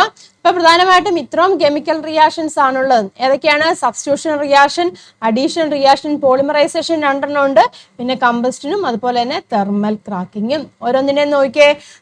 സബ്സ്റ്റിറ്റ്യൂഷൻ റിയാക്ഷൻ ആണെന്നുണ്ടെങ്കിൽ എക്സാമ്പിൾസ് നോക്കുക കേട്ടോ. CH4Cl റിയാക്ട് ചെയ്തിട്ട് ഇവിടെ പ്രൊഡക്റ്റ് എന്തായിട്ടാണ് മാറുന്നത്? CH3Cl. ഒരു പ്രോസസ്സ് നടക്കുമ്പോൾ ഇല്ലേ, പിന്നെ HCl ഉണ്ടാകുന്നുണ്ട്, പിന്നെ അത് കമ്പൈൻ ചെയ്യുന്നുണ്ട്, അങ്ങനെ കാർബൺ ടെട്രാക്ലോറൈഡ് വരെയായിട്ട് മാറുന്നുണ്ട്. അതുപോലെ തന്നെ അഡീഷണൽ റിയാക്ഷൻ എന്താണ് സംഭവിക്കുന്നത്? ഡബിൾ ബോണ്ട് കേട്ടോ, double bond changes to single bond ആയിട്ട് മാറുവാണ് അഡീഷൻ റിയാക്ഷൻ നടക്കുന്നത്. ഡബിൾ ബോണ്ട് അവിടെ ചേഞ്ച് ചെയ്ത് സിംഗിൾ ബോണ്ട് ആവുന്നുണ്ട്. ഇനി പോളിമറൈസേഷൻ എങ്ങനെയാണ്? Combination of molecules to give a complex molecules ഇല്ലേ, കമ്പൈൻ ചെയ്യുവാണ് ഇല്ല, കമ്പൈൻ ചെയ്തിട്ട് അവിടെ നിന്നാണ്. അപ്പൊ ഡബിൾ ബോണ്ട് അല്ലെങ്കിൽ ട്രിപ്പിൾ ബോണ്ട് ഒക്കെ എങ്ങനെയാണ്? ഒരേ മോണോമർ, സെയിം മോണോമർ കമ്പൈൻ ചെയ്തിട്ട് ഒരു പോളിമർ ആയിട്ട് മാറുകയാണ് ചെയ്യുന്നത്. അപ്പൊ അത് 2 തരത്തിലുള്ള പോളിമേഴ്സ് ഉണ്ട്, അഡീഷൻ പോളിമേഴ്സും ഉണ്ട്, കണ്ടൻസേഷൻ പോളിമേഴ്സും ഉണ്ട്. കണ്ടൻസേഷൻ പോളിമർ ആവുകയാണെങ്കിൽ ഡിഫറെന്റ് ആണ്, അത് ഓർത്തിരിക്കുക. കണ്ടൻസേഷൻ പോളിമർ ആണെങ്കിൽ ഡിഫറെന്റ് ആയിട്ടുള്ള മോണോമർ ആയിരിക്കും കമ്പൈൻ ചെയ്യുന്നത്. ഇനി കമ്പസ്റ്റൻ നമ്മൾ കണ്ടായിരുന്നു, എങ്ങനെയാണ്? ഓക്സിജനുമായിട്ട് റിയാക്ട് ചെയ്ത് അല്ലെ, ഓക്സിജനുമായിട്ട് റിയാക്ട് ചെയ്ത് കാർബൺ ഡൈ ഓക്സൈഡും വാട്ടറും ഉണ്ടാകുന്നുണ്ട്. തെർമൽ ക്രാക്കിംഗ് എങ്ങനെയാണ്?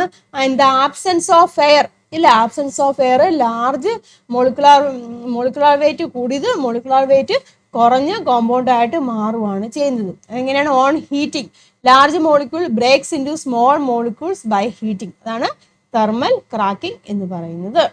മനസ്സിലായല്ലോ. അപ്പം ഈ 5 കെമിക്കൽ റിയാക്ഷൻസ് ആണ് നമുക്കിവിടെ പഠിക്കാനുള്ളത്. ഓരോന്നും എക്സാമ്പിൾ വെച്ച് തന്നെ മനസ്സിലാക്കി പഠിക്കുക. അപ്പൊ ഇതിന്റെ എല്ലാത്തിനും കൂടെ ഒരു മൈൻഡ് മാപ്പ് പോലെ നമ്മൾ പറയുകയാണെന്നുണ്ടെങ്കിൽ റിയാക്ഷൻസ് ഓഫ് ഓർഗാനിക് കോമ്പൗണ്ട്സ് 5 തരത്തിലുണ്ട്. സബ്സ്റ്റിറ്റ്യൂഷൻ ഉണ്ട്, അഡീഷൻ ഉണ്ട്, പോളിമറൈസേഷൻ ഉണ്ട്, തെർമൽ ക്രാക്കിംഗ് ആൻഡ് കമ്പസ്റ്റൻ. കേട്ടോ, ഡെഫിനേഷൻ ഒക്കെ എഴുതിയിട്ടുണ്ട് കേട്ടോ. സബ്സ്റ്റിറ്റ്യൂഷൻ എന്ന് പറയുമ്പോൾ atom is replaced by another atom or group of atoms. Addition ആവുകയാണെങ്കിൽ organic compounds with double or triple bond react with other molecules and finally form single bond പറഞ്ഞു. ഇനി polymerisation ആണെങ്കിൽ large number of simple molecules combined under suitable conditions to form complex molecules ഇല്ല, complex molecules ആയിട്ട് മാറുന്നുണ്ട്. ഇത് polymerisation പറയുമ്പോൾ addition ആവുകയാണെങ്കിൽ same ഇല്ല, അഡീഷൻ ആവുകയാണെങ്കിൽ സെയിം മോണോമർ ആയിരിക്കും അഡീഷനിൽ വരുന്നത്. കണ്ടൻസേഷൻ ആവുകയാണെങ്കിൽ ഡിഫറെന്റ് മോണോമർ കമ്പൈൻ ചെയ്തിട്ട് കോംപ്ലക്സ് ആയിട്ടുള്ള പോളിമർ ആയിട്ട് മാറുന്നു. മനസ്സിലായല്ലോ. തെർമൽ ക്രാക്കിംഗ് ആണെന്നുണ്ടെങ്കിൽ ഹയർ മോളിക്കുലാർ വെയിറ്റ് ഉള്ളത് എന്താ ആബ്സെൻസ് ഓഫ് എയർ അതെങ്ങനെയായിട്ട് മാറുന്നുണ്ട്? ലോവർ മോളിക്കുലാർ വെയിറ്റ് ഉള്ളതായിട്ട് മാറുന്നുണ്ട് ഹീറ്റ് ചെയ്യുമ്പോൾ. ദെൻ കമ്പസ്റ്റൻ ആവുകയാണെങ്കിൽ ഹൈഡ്രോകാർബൺസ് കമ്പൈൻഡ് വിത്ത് ഓക്സിജനുമായിട്ട് റിയാക്ട് ചെയ്യുന്നുണ്ട്. കമ്പസ്റ്റൻ കൊണ്ട് അത് പ്രത്യേകം ഓർത്തണം. ഓക്സിജനുമായിട്ട് റിയാക്ട് ചെയ്തിട്ട് നമുക്ക് കാർബൺ ഡൈ ഓക്സൈഡും വാട്ടറും ലഭിക്കുന്നു. These are the 5 chemical reactions. ഇനി നമുക്ക് നോക്കാനുള്ളത് സം ഇമ്പോർട്ടൻറ്റ് ഓർഗാനിക് കോമ്പൗണ്ട്സ്, ചില പ്രധാന ഓർഗാനിക് സംയുക്തങ്ങളെ കുറിച്ചാണ് പഠിക്കാനുള്ളത്. ഇതിൽ ആദ്യമേ നമ്മൾ പഠിക്കാനുള്ളത് ആൽക്കഹോൾ ഗ്രൂപ്പിൽ വരുന്നതാണ് മെഥനോളും എഥനോളും കേട്ടോ. മെഥനോളിൽ ഓർക്കട്ടോ CH3OH ആണ്, ആൽക്കഹോൾ ഫാമിലിയിൽ വരുന്നതാണ് കേട്ടോ. മെഥനോൾ എന്ന് പറഞ്ഞിരിക്കുന്നത് ആൽക്കഹോൾ ഫാമിലിയിലെ ഫസ്റ്റ് മെമ്പറാണ്. മെഥനോൾ അറിയപ്പെടുന്ന വേറൊരു പേരിലും അറിയപ്പെടുന്നുണ്ട്, അതാണ് വുഡ് സ്പിരിറ്റ് കേട്ടോ. പോയിന്റ് ആയിട്ട് പഠിക്കുക കേട്ടോ. മെഥനോള് CH3OH ആണ്, ആൽക്കഹോൾ ആണ് വരുന്നത്, ആൽക്കഹോൾ ഫാമിലിയിൽ വരുന്നതാണ്. അത് വുഡ് സ്പിരിറ്റ് എന്നും അറിയപ്പെടുന്നു. ഇതൊരു പോയിസണസ് ആയിട്ടുള്ള സബ്സ്റ്റൻസ് ആണ് കേട്ടോ. പോയിസണസ് ആയിട്ടുള്ള സബ്സ്റ്റൻസ് ആണ് മെഥനോൾ എന്ന് പറഞ്ഞിരിക്കുന്നത്. ഇതെങ്ങനെയാണ് ഉണ്ടാക്കുന്നത്? കാർബൺ മോണോക്സൈഡ് ഹൈഡ്രജനുമായിട്ട് റിയാക്ട് ചെയ്തു. In the presence of a catalyst, ഒരു ഉൽപ്രേരകത്തിന്റെ സാന്നിധ്യത്തിൽ കാർബൺ ഡൈ ഓക്സൈഡ് ഇങ്ങനെയാണ് ഹൈഡ്രജനുമായിട്ട് റിയാക്ട് ചെയ്തിട്ടാണ് എന്തുണ്ടാകുന്നത്? മെഥനോൾ ഉണ്ടാക്കുന്നത്. ക്ലിയർ ആയല്ലോ? അപ്പൊ മെഥനോൾ എന്ന് പറയുമ്പോൾ ആൽക്കഹോൾ ഫാമിലിയിൽ വരുന്നതാണ്. അത് ഏത് പേരിൽ അറിയപ്പെടുന്നുണ്ട്? വുഡ് സ്പിരിറ്റ് എന്ന് അറിയപ്പെടുന്നുണ്ട്. അതൊരു പോയിസണസ് ആണ്. അത് എങ്ങനെ ഉണ്ടാക്കുന്നു? Carbon dioxide react with hydrogen in the presence of കാറ്റലിസ്റ്റിന്റെ പ്രസൻസിൽ. ഇക്വേഷൻ ഓർത്തിരിക്കുക. ഇനി അത് എവിടെയൊക്കെ ഉപയോഗിക്കുന്നുണ്ട്? വാർണിഷ് പെയിന്റ് കേട്ടോ. For manufacturing of varnish paint അതൊക്കെ ഉണ്ടാക്കാൻ വേണ്ടി ഉപയോഗിക്കുന്നുണ്ട്. അതുപോലെ തന്നെ ഫോമിക് ആസിഡും ഫോർമിക് ആസിഡ് ഫോർമാൽഡിഹൈഡ് അതൊക്കെ ഉണ്ടാക്കാൻ വേണ്ടി ഉപയോഗിക്കുന്നുണ്ട്. ക്ലിയർ ആയല്ലോ? ഇനി 40% ഓഫ് ഫോർമാൽഡിഹൈഡ് ആണ് ഫോർമാലിൻ എന്ന് പറഞ്ഞിരിക്കുന്നത്. ഫോർമാലിൻ നിങ്ങൾ കേട്ടിട്ടുണ്ടായിരിക്കും. ഫോർമാലിൻ എന്ന് പറഞ്ഞിരിക്കുന്നതാണ് 40% ഓഫ് ഫോർമാൽഡിഹൈഡ് ആണ്. That is A methanol. ഇനി അടുത്തൊരു ഓർഗാനിക് കോമ്പൗണ്ട് ആണ് ആൽക്കഹോൾ ഫാമിലിയിൽ വരുന്ന അടുത്തൊരു ഓർഗാനിക് കോമ്പൗണ്ട് ആണ് ഇത് എഥനോൾ എന്ന് പറഞ്ഞിരിക്കുന്നത് കേട്ടോ. CH3 എഥനോൾ ആണ്. 2 കാർബൺ ആറ്റം വരും. CH3 CH2OH ആണ് എഥനോൾ എന്ന് പറഞ്ഞിരിക്കുന്നത്. എഥനോൾ മറ്റൊരു പേരിൽ അറിയപ്പെടുന്നുണ്ട്. എങ്ങനെയാണ്? ഗ്രേപ്പ് സ്പിരിറ്റ് എന്ന് കേട്ടോ. ഗ്രേപ്പ് സ്പിരിറ്റ് എന്ന് അറിയപ്പെടുന്ന ഏതാണ്? എഥനോൾ ആണ്. കൃത്യമായിട്ട് ഓർത്തിരിക്കുക കേട്ടോ. മെഥനോൾ എന്ന് പറയുമ്പോൾ വുഡ് സ്പിരിറ്റ് ആണ്. എഥനോൾ എന്ന് പറയുമ്പോൾ ഗ്രേപ്പ് സ്പിരിറ്റ് എന്ന് അറിയപ്പെടുന്നുണ്ട്. Ethanol or ethyl alcohol is another industrial alcohol ആണ്. അത് എങ്ങനെയാണ് ഉണ്ടാക്കുന്നത്? എഥനോൾ ഉണ്ടാക്കുന്നത് എങ്ങനെയാണ്? ഫെർമെന്റേഷൻ ഓഫ് മൊളാസസ് കേട്ടോ. മൊളാസസിന്റെ ഫെർമെന്റേഷൻ നടത്തിയാണ് എന്തുണ്ടാക്കുന്നത്? എഥനോൾ ഉണ്ടാക്കുന്നത്. ഈ മൊളാസ് എന്ന് പറഞ്ഞിരിക്കുന്നത് എന്താണ്? ഷുഗർ ക്രിസ്റ്റലിൽ നിന്ന് കിട്ടുന്ന ഒരു വിസ്കസ് ആയിട്ടുള്ള സൊല്യൂഷൻ ആണ് കേട്ടോ. അത് ഓർത്തിരിക്കുക. മൊളാസസ് എന്ന് പറഞ്ഞിരിക്കുന്നത് കരിമ്പിൻ ജ്യൂസിൽ നിന്ന് പഞ്ചസാര നിർമ്മിക്കുമ്പോൾ പഞ്ചസാര ക്രിസ്റ്റലുകൾ വേർതിരിച്ച ശേഷം അവശേഷിക്കുന്ന വിസ്കസ് ആയിട്ടുള്ള ഒരു ലായനിയാണ് മൊളാസസ് എന്ന് പറഞ്ഞിരിക്കുന്നത്. അപ്പൊ ഈ മൊളാസസിനെ ഫെർമെന്റേഷൻ നടത്തിയാണ് എഥനോൾ ഉണ്ടാക്കുന്നത്. ഇനി ഈ ഫെർമെന്റേഷൻ നടക്കും ഇല്ലേ? ഫെർമെന്റേഷൻ നടക്കുമ്പോൾ എങ്ങനെയാണ്? ഈ മൊളാസസിനെ നമ്മൾ നേർപ്പിക്കും. മൊളാസസിനെ നേർപ്പിച്ചിട്ട് അതിലേക്ക് ഈസ്റ്റ് ആഡ് ചെയ്യും കേട്ടോ. Fermentation is carried out by adding yeast into dilute molasses. Dilute molasses വെച്ചാൽ എന്താണ്? നേർപ്പിച്ച മൊളാസസിലേക്ക് നമ്മൾ ഈസ്റ്റ് ആഡ് ചെയ്യും. എന്നിട്ടാണ് ഫെർമെന്റേഷൻ നടക്കുന്നത്. അപ്പൊ എന്ത് സംഭവിക്കുന്നുണ്ട്? അവിടെ ഈസ്റ്റിലെ എൻസൈം ഉണ്ട്. ഈസ്റ്റിലുള്ള എൻസൈം ഉണ്ട് ഇൻവെർട്ടൈസ്. ഇൻവെർട്ടൈസ് അതെന്താക്കി മാറ്റുന്നുണ്ട്? ഗ്ലൂക്കോസും ഫ്രക്ടോസും ആക്കി മാറ്റുന്നുണ്ട്. മൊളാസസ് എന്ന് പറഞ്ഞിരിക്കുന്നത് എന്താണ്? കൊഴുത്ത വിസ്കസ് ആയിട്ടുള്ള ഒരു ഷുഗർ സൊല്യൂഷൻ ആണല്ലോ. അപ്പൊ അതിനെ നമ്മൾ ഡൈല്യൂട്ട് ചെയ്യും, നേർപ്പിക്കും. അതിലേക്ക് നമ്മൾ ഈസ്റ്റ് ആഡ് ചെയ്യും. മൊളാസസിലേക്ക് ഈസ്റ്റ് ആഡ് ചെയ്യുമ്പോൾ എന്ത് സംഭവിക്കും? ഈസ്റ്റിലുള്ള എൻസൈം അതായത് ഇൻവെർട്ടൈസ് എന്താക്കി മാറ്റുന്നുണ്ട്? ഗ്ലൂക്കോസും ഫ്രക്ടോസും ആക്കി മാറ്റുന്നുണ്ട്. ഷുഗർ സൊല്യൂഷൻ കേട്ടോ. മൊളാസ് പറഞ്ഞിരിക്കുന്നത് ഇതാണ്, ഷുഗർ സൊല്യൂഷൻ ആണ്. അതിനെ നമ്മൾ ഡൈല്യൂട്ട് ചെയ്യും അല്ലേ? ഡൈല്യൂട്ട് ചെയ്യുന്നുണ്ട്. അതിലേക്ക് നമ്മൾ ഈസ്റ്റ് ആഡ് ചെയ്യുമ്പോൾ ഈസ്റ്റിലുള്ള എൻസൈം ഏതാണ്? ഇൻവെർട്ടൈസ് ആണ്. ഇൻവെർട്ടൈസ് ഗ്ലൂക്കോസും ഫ്രക്ടോസും ആക്കി മാറ്റുന്നു. മനസ്സിലായോ? ഇനി അടുത്തൊരു എൻസൈം ഉണ്ട്. അതായത് ഈസ്റ്റിലുള്ള മറ്റൊരു എൻസൈം ആണ് എന്തെന്ന് പറഞ്ഞിരിക്കുന്നത്? സൈമേഴ്സ് എന്ന് പറഞ്ഞിരിക്കുന്നു കേട്ടോ. സൈമേഴ്സ് എന്ന് പറഞ്ഞിരിക്കുന്നത് മറ്റൊരു എൻസൈം ആണ്. ഈസ്റ്റിലുള്ള മറ്റൊരു എൻസൈം ആണ് സൈമേഴ്സ്. ആ സൈമേഴ്സ് ഈ ഗ്ലൂക്കോസ് ഫ്രക്ടോസ് ഉണ്ടല്ലോ, ഗ്ലൂക്കോസിനെയും ഫ്രക്ടോസിനെയും എന്താക്കി മാറ്റുന്നുണ്ട്? എഥനോൾ ആക്കി മാറ്റുന്നുണ്ട്. എഥനോൾ കേട്ടോ. CH3 CH2OH കേട്ടോ. C2H5OH കേട്ടോ. അതാക്കി മാറ്റുന്നുണ്ട്. അപ്പൊ ഇങ്ങനെയാണ് എഥനോൾ നമുക്ക് ലഭിക്കുന്നത്. അപ്പോൾ ഓർത്തിരിക്കുക, എഥനോൾ ഏത് പേരിൽ അറിയപ്പെടുന്നുണ്ട്? ഗ്രേപ്പ് സ്പിരിറ്റ് എന്ന് അറിയപ്പെടുന്നുണ്ട്. എഥനോൾ നിർമ്മിക്കുന്നത് ഫെർമെന്റേഷൻ ഓഫ് മൊളാസസ് വഴിയാണ്. ഡൈലൂട്ട് ചെയ്ത മൊളാസസിലേക്ക് നമ്മൾ ഈസ്റ്റ് ആഡ് ചെയ്യുന്നുണ്ട്. ഈസ്റ്റിലെ എൻസൈം ആയിട്ടുള്ള ഇൻവെർട്ടൈസ് ഗ്ലൂക്കോസും ഫ്രക്ടോസും ആക്കി മാറ്റുന്നുണ്ട്. മറ്റൊരു എൻസൈം എന്താണ്? സൈമേസ് ഇല്ലേ? സൈമേസ് ഗ്ലൂക്കോസിനെയും ഫ്രക്ടോസിനെയും എന്താക്കി മാറ്റുന്നുണ്ട്? എഥനോൾ ആക്കി മാറ്റുന്നുണ്ട്. അപ്പൊ ഇക്വേഷൻസ് കേട്ടോ, ഇക്വേഷൻസ് ഇമ്പോർട്ടൻ്റ് ആണ്, അത് പഠിക്കുക. ഇനി ഈ എഥനോൾ നമുക്ക് കിട്ടില്ല. എഥനോളിന്റെ കോൺസെൻട്രേഷൻ വ്യത്യാസപ്പെട്ടത് ഓരോരോ കോമ്പൗണ്ട് ആയിട്ട് മാറുന്നുണ്ട്. അതായത് 8 to 10% എഥനോൾ, 8 തൊട്ട് 10% കോൺസെൻട്രേഷനുള്ള എഥനോൾ നമ്മൾ അറിയപ്പെടുന്നത് വാഷ് എന്നാണ് കേട്ടോ, വാഷ് എന്നാണ്. ഇനി ഈ വാഷിനെ 8 തൊട്ട് 10% കോൺസെൻട്രേഷനുള്ള ആ വാഷിനെ ഫ്രാക്ഷണൽ ഡിസ്റ്റിലേഷൻ ചെയ്യുമ്പോൾ നമുക്ക് 95.6% ഉള്ള എഥനോൾ നമുക്ക് കിട്ടും. അതിനെ പറയുന്ന പേരാണ് റെക്ടിഫൈഡ് സ്പിരിറ്റ് എന്ന് പറയും. മനസ്സിലായോ പറഞ്ഞത്? 8 to 10% വാഷിനെ ഫ്രാക്ഷണൽ ഡിസ്റ്റിലേഷൻ ചെയ്യുമ്പോൾ നമുക്ക് 95.6% ഉള്ള എഥനോൾ കിട്ടും. 95.6% ethanol is known as rectified spirit. Clear ആയല്ലോ? ഇനി 100% എഥനോളിന് നമ്മൾ പറയുന്ന പേരാണ് ആബ്സല്യൂട്ട് ആൽക്കഹോൾ എന്ന് പറയും. 100% ഗാഢതയുള്ള എഥനോളിന് നമ്മൾ പറയുന്ന പേരാണ് ആബ്സല്യൂട്ട് ആൽക്കഹോൾ. 95.6% എഥനോളിന് നമ്മൾ പറയുന്ന പേരാണ് റെക്ടിഫൈഡ് സ്പിരിറ്റ്. ക്ലിയർ ആയല്ലോ?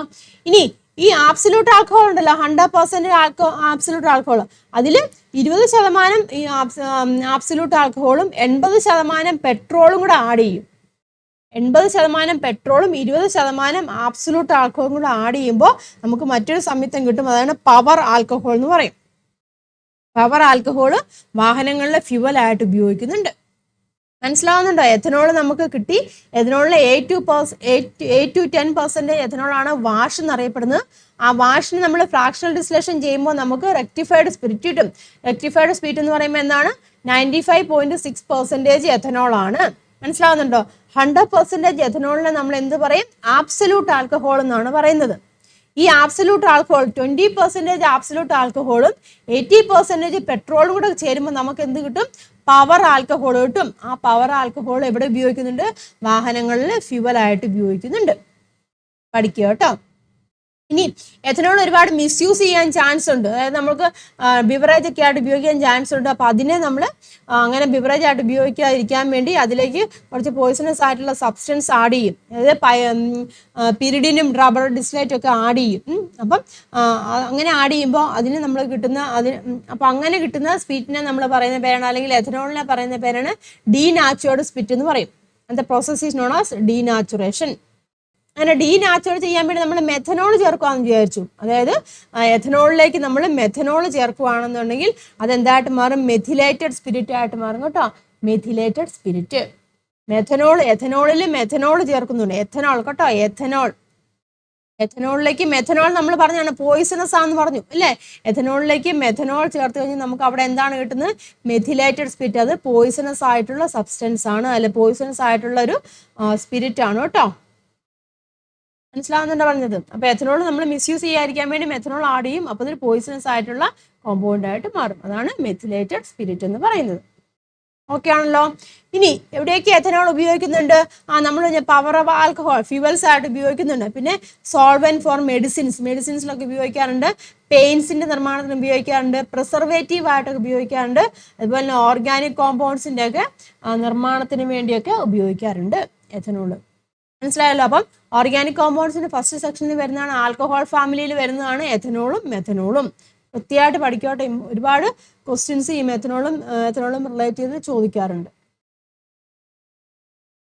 അടുത്ത ഓർഗാനിക് കോമ്പൗണ്ട് ആണ് എഥനോയിക് ആസിഡ്. എഥനോയിക് ആസിഡ് അതായത് കാർബോക്സിലിക് ആസിഡ് ആണ് കേട്ടോ. Carboxylic acid. എഥനോയിക് ആസിഡ് മറ്റൊരു പേര് അറിയപ്പെടുന്ന അസറ്റിക് ആസിഡ് എന്നും അറിയപ്പെടുന്നുണ്ട് കേട്ടോ. അത് ഉണ്ടാക്കുന്നത് എങ്ങനെയാന്ന് നോക്കിയേ?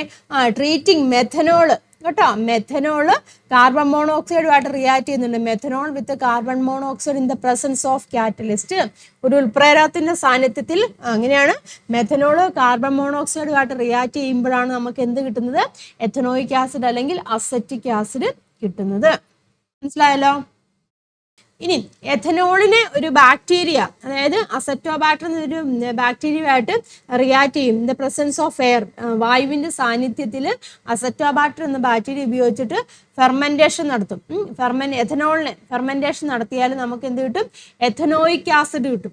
എഥനോയിക് ആസിഡാണ്, വീര്യം കുറഞ്ഞ എഥനോയിക് ആസിഡാണ് നമ്മളെ വിനീഗർ എന്നറിയപ്പെടുന്നത് കേട്ടോ. വിനീഗർ.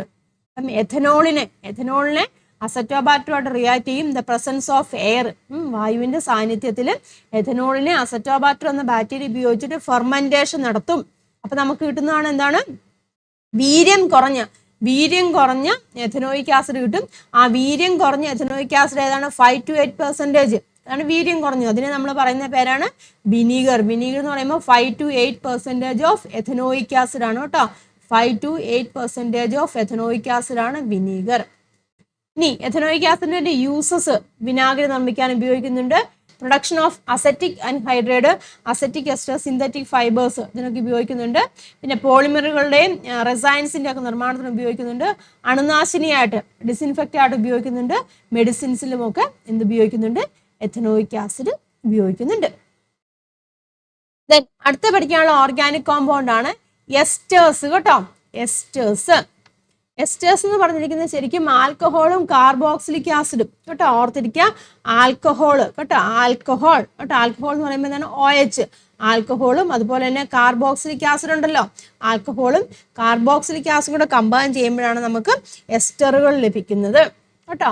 ആൽക്കഹോളും കാർബോക്സിലിക് ആസിഡും ഇവിടെ എഴുതിയിട്ടുണ്ട് കേട്ടോ. Alcohol react with carboxylic acid എന്താണ്? എസ്റ്റേഴ്സ് കിട്ടും. ആ പ്രോസസ്സിനെ പറയുന്ന പേരാണ് എസ്റ്ററിഫിക്കേഷൻ എന്നാണ് പറയുന്നത്. എസ്റ്ററിഫിക്കേഷൻ. എസ്റ്ററുകളെ നമ്മളത് പൊതുവായിട്ട് ഈ ഒരു രീതിയിലാണ് റെപ്രസെന്റ് ചെയ്യുന്നത്. അതായത് എക്സാമ്പിൾ ആയിട്ട് പറയുവാണെന്നുണ്ടെങ്കിൽ എന്താ നോക്കിയേ? CH3 CO CH2 CH3 ഇത് എസ്റ്റർ ആണ്. അതായത് CO എന്ന് വന്നു കഴിഞ്ഞാൽ അവിടെ എസ്റ്റർ ആണ്. അതായത് ഇവിടെ എന്താ നോക്കിയേ? രണ്ട് സൈഡിൽ എന്താണ്? ആൽക്കേ ഒരു എസ്റ്റർ ഉണ്ടല്ലേ? എസ്റ്റർ ഇതാണ് കേട്ടോ. രണ്ട് സൈഡിൽ എന്താണ്? ആൽക്കേ ഗ്രൂപ്പ് ഉണ്ടോ? ഇവിടെ ഒരു CH3 ഉണ്ട്, ഇവിടെ CH2 CH3 ഉണ്ട്. രണ്ട് ആൽക്കേ ഗ്രൂപ്പ് രണ്ട് സൈഡിലും ഉണ്ടോ? അപ്പൊ അതിനെ നമ്മൾ പറയുന്ന പേരാണ് എസ്റ്ററുകൾ. CO വന്നു കഴിഞ്ഞാൽ എസ്റ്റർ ആണ്. മനസ്സിലായല്ലോ? ഇനി ഒരു എസ്റ്റർ ഉണ്ട്, ഈഥൈൽ എഥനോയേറ്റ് കേട്ടോ. ഈഥൈൽ എഥനോയേറ്റ് എന്ന് പറഞ്ഞൊരു എസ്റ്റർ ആണ് ഇതെന്ന് പറഞ്ഞിരിക്കുന്നത്. അതെങ്ങനെയാണ്? Ethanoic acid. എഥനോയിക് ആസിഡ് എഥനോളുമായിട്ട് റിയാക്ട് ചെയ്യും കേട്ടോ. എഥനോയിക് ആസിഡ് കേട്ടോ. ഓർത്തിരിക്കുക, എഥനോയിക് ആസിഡ് എഥനോളുമായിട്ട് റിയാക്ട് ചെയ്യുമ്പോൾ നമുക്ക് എന്താണ് കിട്ടുന്നത്? ഈഥൈൽ എഥനോയേറ്റ് കിട്ടും. അവിടെ ഉപയോഗിക്കുന്ന കാറ്റലിസ്റ്റ് എന്ന് പറഞ്ഞിരിക്കുന്നത് എന്താണ്? അവിടെ ഉപയോഗിക്കുന്നത് എന്താണ്? സൾഫ്യൂരിക് ആസിഡ് ആണ് കേട്ടോ. സൾഫ്യൂരിക് ആസിഡിന്റെ പ്രസൻസിൽ കേട്ടോ, സൾഫ്യൂരിക് ആസിഡിന്റെ പ്രസൻസിൽ എഥനോയിക് ആസിഡും എഥനോളും കൂടെ റിയാക്ട് ചെയ്യുമ്പോൾ എന്ത് കിട്ടും? ഈഥൈൽ എഥനോയേറ്റ് കിട്ടും. ഈഥൈൽ എഥനോയേറ്റ് എന്ന് പറയുന്ന ഒരു എസ്റ്റർ ആണ്. അല്ലെ? ഇത് ഉപയോഗിക്കുന്നത് എന്തിനു വേണ്ടിയാണ്? എസ്റ്റേഴ്സ് നമ്മൾ സാധാരണയായിട്ട് ഉപയോഗിക്കുന്നത് ഈ പൂക്കളൊക്കെ ഉണ്ടല്ലോ, പൂക്കള്, ഫ്ലവർ അല്ലെങ്കിൽ എന്താണ് ഫ്രൂട്ട്സ് ഒക്കെ ഉണ്ടല്ലോ. ഫ്ലവർ, ഫ്രൂട്ട്സ് ഇതിന്റെയൊക്കെ സ്മെല്ല് കേട്ടോ. ഇതിന്റെയൊക്കെ സ്മെല്ലിന് വേണ്ടിയാണ് നമ്മൾ എസ്റ്റേഴ്സ് ഉപയോഗിക്കുന്നത്. അതുപോലെ തന്നെ പെർഫ്യൂംസ്, ജ്യൂസിലൊക്കെ നമ്മൾ എസ്റ്റേഴ്സ് ഉപയോഗിക്കുന്നുണ്ട്. മനസ്സിലായല്ലോ? ഇതാ ഇവിടെ കൊടുത്തിട്ടുണ്ട് കേട്ടോ. ഓരോന്നിലൊക്കെ ബനാനയുടെ ഫ്രാഗ്രൻസ് കിട്ടാൻ വേണ്ടി ഉപയോഗിക്കുന്ന ഐസോമേൽ അസറ്റേറ്റ് ആണ്. അവിടെ കാർബോക്സിലിക് ആസിഡും ആൽക്കഹോളും കൂടെ ചേർന്നാണ് ഉണ്ടാക്കുന്നത് കേട്ടോ. ജാസ്മിൻ്റെ ആണെങ്കിൽ ബെൻസൈൽ എഥനോയേറ്റ്, ഓറഞ്ചിൻ്റെ ആണെങ്കിൽ ഒക്ടേൽ എഥനോയേറ്റ്, പൈനാപ്പിളിൻ്റെ ഫ്ലേവർ കിട്ടാൻ വേണ്ടി നമ്മൾ ഈഥൈൽ ബ്യൂട്ടനേറ്റ് ഒക്കെയാണ് ഉപയോഗിക്കുന്നത്. അപ്പം എല്ലായിടത്തും എസ്റ്റർ കിട്ടുന്നത് എങ്ങനെയാണ്? കാർബോക്സിലിക് ആസിഡും ഉണ്ടായിരിക്കും ഇല്ല, ഒരു കാർബോക്സിലിക് ആസിഡും ഉണ്ട്, അവിടെ ഒരു ആൽക്കഹോൾ OH പിന്നെ ഒരു COH കൂടെ കമ്പൈൻ ചെയ്യുമ്പോഴാണ് നമുക്ക് എസ്റ്റർ കിട്ടുന്നത്. മനസ്സിലാകുന്നുണ്ടോ? എസ്റ്റർ പ്ലസ് ഇവിടെ നമുക്ക് H2O ഒന്നും കൂടെ വരും കേട്ടോ. അപ്പം റിയാക്ഷൻ കംപ്ലീറ്റ് ചെയ്യണം. അപ്പൊ എസ്റ്ററിന് ഈ ഒരു CO എന്ന് കണ്ടു കഴിഞ്ഞാൽ അവിടെ എസ്റ്റർ ഉണ്ട്. ഇനി അടുത്താണ് നമ്മൾ മെഡിസിൻസിൽ ഓർഗാനിക് കോമ്പൗണ്ട്സ് കേട്ടോ. മെഡിസിൻസിൽ ഉപയോഗിക്കുന്നുണ്ട്. ഏതാണ്? ആസ്പിരിൻ. ആസ്പിരിൻ എന്താണ്? നമ്മുടെ പെയിൻ ഒക്കെ റിമൂവ് ചെയ്യാൻ വേണ്ടിയാണ്, അല്ലെങ്കിൽ റിലീവ് ചെയ്യാൻ വേണ്ടി ആസ്പിരിൻ ഉപയോഗിക്കുന്നുണ്ട്. അത് അനാൽജസിസിൽ വരുന്നതാണ് കേട്ടോ. അനാൽജസിക് എന്ന് പറഞ്ഞൊരു കാറ്റഗറി വരുന്നതാണ്. പിന്നെ പാരസെറ്റാമോൾ നമുക്കറിയാം ബോഡി ടെമ്പറേച്ചർ റെഡ്യൂസ് ചെയ്യണം, അത് ആന്റിപൈററ്റിക്സിൽ വരുന്നതാണ്. ഇനി അടുത്ത ഡെറ്റോൾ ആണ്. ഡെറ്റോൾ മൈക്രോ ഓർഗാനിസത്തിനെ കൺട്രോൾ ചെയ്യാൻ വേണ്ടി അത് ആന്റിസെപ്റ്റിക്സിൽ വരുന്നതാണ്. പിന്നെ ആന്റിബോഡീസ് ഉണ്ട്. പെൻസിലിൻ ഒരു ആന്റിബോഡിയാണ്. അതിനു വേണ്ടി ഇൻഫെക്ഷൻ മൈക്രോ ഓർഗാനിസംസ് ഒക്കെ ഉണ്ടല്ലോ, അതിനെയൊക്കെ അതാണ് രോഗകാരികളായ സൂക്ഷ്മാണുക്കളെ നശിപ്പിക്കാനും അവയുടെ വളർച്ചയൊക്കെ തടയുന്നതിന് വേണ്ടിയാണ് നമ്മൾ എന്ത് ഉപയോഗിക്കുന്ന? ആന്റിബോഡീസ് ഉപയോഗിക്കുന്നത്. പെൻസിലിൻ ഒരു ആന്റിബോഡിയാണ്. പിന്നെ ഇവിടെ ഓർക്കേണ്ട ഒരു കാര്യം എന്ന് വെച്ചാൽ പാരസെറ്റാമോൾ എന്തിനു വേണ്ടി ഉപയോഗിക്കുന്നു പറഞ്ഞത്? ബോഡി ടെമ്പറേച്ചർ റെഡ്യൂസ് ചെയ്യാൻ വേണ്ടി പാരസെറ്റാമോൾ ഉപയോഗിക്കുന്നതെന്ന് പറഞ്ഞു. അതുപോലെ തന്നെ പെയിൻ കില്ലർ ആയിട്ട് ഉപയോഗിക്കുന്നുണ്ട്. പാരസെറ്റാമോൾ പെയിൻ കില്ലർ ആയിട്ട് ഉപയോഗിക്കുന്നുണ്ട്. അതുകൊണ്ട് പാരസെറ്റാമോൾ ആന്റിപൈററ്റിക്കിലും വരും, അതുപോലെ തന്നെ അനാൽജസിക്കിലും വരും കേട്ടോ. അനാൽജസിക്സിലും ആന്റിപൈററ്റിക്സിലും വരുന്നതാണ് പാരസെറ്റാമോൾ. അതുപോലെ തന്നെ എന്താണ്? ആസ്പിരിൻ ഉണ്ടല്ലോ, ആസ്പിരിൻ പെയിൻ റിലീഫ് എന്നാണ് പറഞ്ഞിരിക്കുന്നത് കേട്ടോ. അതുപോലെ തന്നെ ആസ്പിരിൻ എന്താണ്, രക്തം കട്ട പിടിക്കുന്നതിനെ ചെറുക്കുന്ന ഒരു സ്വഭാവമുണ്ട്. അതുകൊണ്ട് തന്നെ എന്താണ് ഹാർട്ട് അറ്റാക്ക് വരുന്ന പേഷ്യൻസിലൊക്കെ ഉപയോഗിക്കാറുണ്ട് ആസ്പിരിൻ പെയിൻ കുറയാനാണ് ഉപയോഗിക്കുന്നത്, പെയിൻ കില്ലറായിട്ട് ഉപയോഗിക്കുന്നുണ്ട്. And also due to its anti blood coagulant property, അതായത് രക്തം കട്ട പിടിക്കുന്നതിനെ ചെറുക്കുന്ന ഒരു പ്രോപ്പർട്ടി ഉണ്ട്. അതുകൊണ്ട് ആസ്പിരിൻ ഹാർട്ട് അറ്റാക്കിനെ പ്രിവെൻറ്റ് ചെയ്യാൻ ഉപയോഗിക്കുന്നുണ്ട്. മനസ്സിലായല്ലോ? അപ്പോൾ ഇതൊക്കെയാണ് ഓർഗാനിക് കോമ്പൗണ്ട്സ് എന്ന് പറഞ്ഞിരിക്കുന്നത്. അപ്പോൾ നമുക്ക് സമ്മറൈസ് ചെയ്ത് എങ്ങനെ പറയാം കേട്ടോ. ഇമ്പോർട്ടൻ്റ് ആയിട്ടുള്ള ഓർഗാനിക് കോമ്പൗണ്ട്സ് ഏതൊക്കെയാണ്? ആൽക്കഹോള്, കാർബോക്സിലിക് ആസിഡും എസ്റ്റേഴ്സ് വരും. ആൽക്കഹോൾ കാറ്റഗറിയിൽ ഏതൊക്കെയാണ് വരുന്നത്? മെഥനോളും എഥനോളും വരുന്നുണ്ട്. മെഥനോൾ എങ്ങനെയാണ്? കാർബൺ മോണോക്സൈഡും ഹൈഡ്രജനുമായിട്ട് റിയാക്ട് ചെയ്തിട്ടാണ് മെഥനോൾ ഉണ്ടാകുന്നത്. എഥനോൾ എങ്ങനെയാണ്? ഫെർമെൻറ്റേഷൻ ഓഫ് മൊളാസസ് ഇല്ലേ, ഫെർമെൻറ്റേഷൻ ഓഫ് മൊളാസസ് വഴിയാണ് എഥനോൾ ഉണ്ടാകുന്നത്. അതിൽ 8 to 10% എഥനോൾ എന്ന് പറഞ്ഞിരിക്കുന്നത് വാഷാണ്. 95.6% അതിനെ റെക്ടിഫൈഡ് സ്പിരിറ്റ് എന്ന് പറയും. 100% ഓഫ് എഥനോളിനെ നമ്മൾ ആബ്സലൂട്ട് ആൽക്കഹോൾ എന്ന് പറയും. ഇനി ആബ്സലൂട്ട് ആൽക്കഹോൾ അതെത്രയാണ്? 20%, പെട്രോൾ 80%. കമ്പൈൻ ചെയ്യുമ്പോൾ നമുക്ക് എന്ത് കിട്ടും? പവർ ആൽക്കഹോൾ കിട്ടും. മനസ്സിലാവുന്നല്ലോ? ഇനി എഥനോൾ എന്തുമായിട്ട് റിയാക്ട് ചെയ്യുന്നത്? മെഥനോളുമായിട്ട് റിയാക്ട് ചെയ്യുമ്പോഴാണ് നമുക്ക് ഡീനാച്ചുറേഡ് സ്പിരിറ്റ് കിട്ടുന്നത്. ദെൻ കാർബോക്സിലിക് ആസിഡ് നമ്മൾ കണ്ടു. കാർബോക്സിലിക് ആസിഡ് മറ്റൊരു പേരിൽ അറിയപ്പെടുന്നുണ്ട് അസറ്റിക് ആസിഡ് എന്നാണ് അറിയപ്പെടുന്നത് ഇല്ലേ. അപ്പൊ ഇവിടെ കാർബോക്സിലിക് ആസിഡ് എങ്ങനെയാണ് ഉണ്ടാക്കുന്നത്? ഇത് അവിടെ കൊടുത്തിട്ടുണ്ട്. എങ്ങനെയാണ്? മെഥനോളിന് അല്ലേ, മെഥനോളിനെ കാർബൺ മോണോക്സൈഡ് റിയാക്ട് ചെയ്യും. അതെങ്ങനെയാണ്? ഉൽപ്രേരം, ഒരു കാറ്റലിസ്റ്റിന്റെ പ്രസൻസിൽ മെഥനോളിനെ കാർബൺ മോണോക്സൈഡ് റിയാക്ട് ചെയ്യും. എസ്റ്റർ ആണെങ്കിൽ എങ്ങനെയാണ്? കാർബോക്സിലിക് ആസിഡും ആൽക്കഹോളും ഇല്ലേ, കാർബോക്സിലിക് ആസിഡും ആൽക്കഹോളും കൂടെ ചേരുമ്പോഴാണ് നമുക്ക് എന്ത് കിട്ടുന്നത്? എസ്റ്റർ കിട്ടുന്നത്. മനസ്സിലായല്ലോ? അപ്പൊ നമ്മൾ പ്രധാനമായിട്ടും 5 കെമിക്കൽ റിയാക്ഷൻ ഡിസ്കസ് ചെയ്തു. അതുപോലെ തന്നെ ഓർഗാനിക് കോമ്പൗണ്ട്സിനെ കുറിച്ചും ഡിസ്കസ് ചെയ്തു. ഇമ്പോർട്ടൻ്റ് ആയിട്ടുള്ള ചാപ്റ്റർ ആണ് കേട്ടോ. ഒരുപാട് 1 മാർക്കിൻ്റെയും 2 മാർക്സിൻ്റെ ഒക്കെ ക്വസ്റ്റ്യൻസ് ചോദിക്കും. അപ്പോൾ കൃത്യമായിട്ട് പഠിക്കട്ടോ. എഥനോളിലെ മാനുഫാക്ചറിങ് ഒക്കെ ഇമ്പോർട്ടൻ്റ് ആണ് കേട്ടോ. അതൊക്കെ കൃത്യമായിട്ട് പഠിക്കുക. അപ്പോൾ ഈ ഒരു ചാപ്റ്ററിൻ്റെ ഈ 1 ഷോട്ട് വീഡിയോ നിങ്ങൾക്ക് എല്ലാവർക്കും ഉപകാരമായി എന്ന് ഞാൻ വിശ്വസിക്കുകയാണ്. എല്ലാവരും പോയിന്റുകളൊക്കെ നോട്ട് ചെയ്ത് വെച്ച് പഠിക്കുക കേട്ടോ. വീഡിയോ നിങ്ങൾക്ക് ഉപകാരമായിട്ട് തോന്നുന്നുണ്ടെങ്കിൽ തീർച്ചയായിട്ടും ലൈക്ക് ചെയ്യണം. നിങ്ങളുടെ അഭിപ്രായങ്ങളൊക്കെ കമൻറ്റ് ചെയ്യുക, ഫ്രണ്ട്സിലേക്കൊക്കെ ഷെയർ ചെയ്യുക. മറ്റൊരു വീഡിയോ ആയിട്ട് നമുക്ക് വീണ്ടും കാണാം. എല്ലാവർക്കും നന്ദി, നമസ്കാരം. താങ്ക്